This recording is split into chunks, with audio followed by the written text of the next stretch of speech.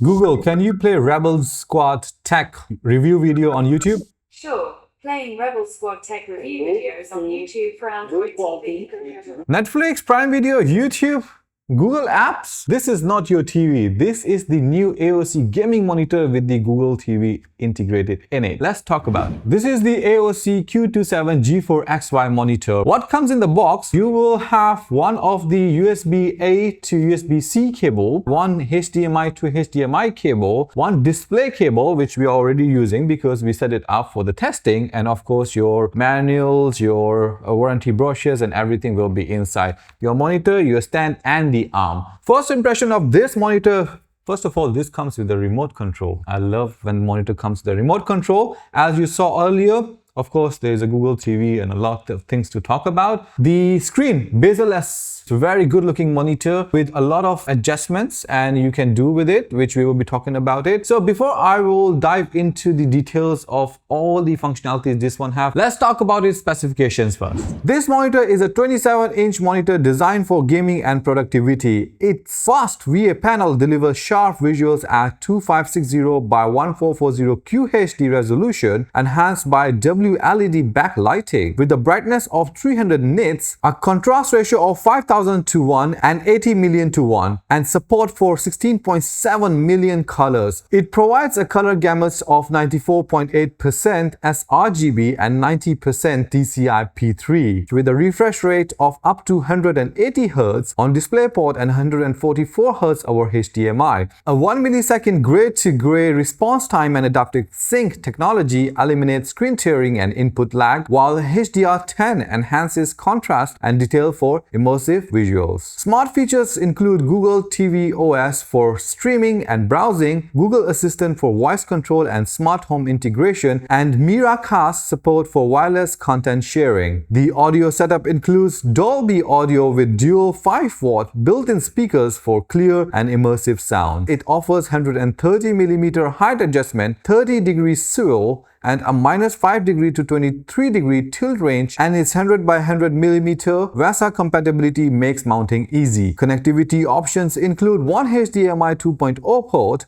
one display 1.4 port, USB-C with 65-watt power delivery, and USB hub with two USB 3.2 Gen 1 ports, an Ethernet port, and an audio output. So you guys heard the specification of this amazing monitor. So let's start with the remote control first. First of all, this looks like your TV remote, as we were talking about it, that this is not just your gaming monitor, it can be utilized as your TV as well. Of course, we have all the shortcuts for YouTube, Netflix, Prime Videos, and to access the app and home button. This monitor comes with the Google Assistant, so that's why there is a microphone button here also. You hold this, you talk to the monitor, and it will do whatever you want it to do or play. Let's start with, first of all, what you get in the Google TV. I think most of you might be very familiar with using the Android TVs at home. So this one comes with fully built-in with the apps. When I plugged this in, I was quite amazed because everything was already pre-installed inside. This was the very nice thing. I don't need to go through the apps to download apps and all these things. So all your usual apps such as like Prime Videos, Netflix, YouTube, Disney, and you name it, they have everything already been installed for you guys. So the next part is the apps menu. Here you can actually download all the apps. Of course, you have to sign into your account and all these things, which we have done already. So here under the search bar, I can actually use the Google Assistant. So I can say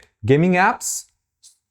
Results for gaming apps. See, all the gaming apps are appearing here. So I can actually directly download from here. We have already pre-installed some of the games, so we will be checking that out. The next part I want to show you guys here actually in the settings. You can set up your screensavers, you can have the inputs which we can define, so you can choose which inputs you want. So we are at the Google Home TV, so you can have HDMI, Type-C and DisplayPort. One thing I wanted to show you guys, what we were having a lot of fun with was playing a game on it. Let me show you that. So here under my apps, we have saved one of the game which we were playing, which is the BB Racing. There is audio, there is a game. You don't even need a PC for this. I'll just play this game. Oh, you can do a split screen also for this one. We will just do a quick race. So if you have like kids at home also, I think my daughter will love this. Look at this, how cool. This is like a Mario Kart. Yeah, see, I can control it with my controller. Like this, you can actually install quite a number of games inside this monitor also. You can see the smile on my face because why I'm so excited about this one, because when I was trying this, I really realized that how much benefit it will bring to me, because currently what I'm using at my home setup also is like my two monitors normally, which we do use for our computer, gaming, all that kind of work purposes. But sometimes I really want to watch something and all these things, so I have to move to the TV unless I go online to do it. So I can just, with one touch of the button, I can just go here and switch from the mode from my computer to the TV mode also. I'm really impressed with that. So the next thing I wanted to share with you guys is the cast to display. If you want to mirror any other device such as your mobile phone, you can actually use this. So let's say I will do cast to display. It says all your details here. I can see it here, my office TV. So let's see, and I can start now. It should work very fast. That's how you guys can see how easy it is to mirror your device from there to here. So I think it's a very, very good functionality. So now let's use the Google Assistant to play something on the Netflix. Let's say, can you please play Arcane on Netflix? Alright, here's Arcane on Netflix. There we go. We have it here. So we can just play it from here. So the next thing what we can do, we can download the Google TV app on our mobile phone and then we can control it from there as well. So in my case, I have already downloaded the Google TV app. So I haven't used it before, so I'm gonna use it in front of you guys also. It says the TV nearby, so let's press on that. Let's allow that. And it's already picking up the office TV. So let's say, okay, so I need to add this inside. Let me add. Okay, you enter your code and then you can see here it's been connected directly. Actually, you can see here that you have two options. You can actually use it as a remote control as well. So there we go. So if I press home, it should go to home. I can use it as is. If you're lazy to use this remote control, you can actually download the app. You can actually control everything here, your volume, your home button, even the Google Assistant also you can use it here. So a simple app you can have on your phone and you can actually have a lot of control on your TV as well, in our case our gaming monitor. Let's move to the next part, which is the now PC part. So to move there, what we need to do, we can just go from here and we can choose which device we want to go. In our case, we're on the display port, which we connected to our PC. So let's click on that and you guys can see how fast we can move from the PC to computer. So let's put this part of the monitor on the test now. So let's start with the monitor part with some of the settings. Quite simple, quite straightforward. On this button, what we have here is all our game modes. So if we can choose which mode we want to be in, so you can use, we have the RTS, FPS, gaming, or you close it.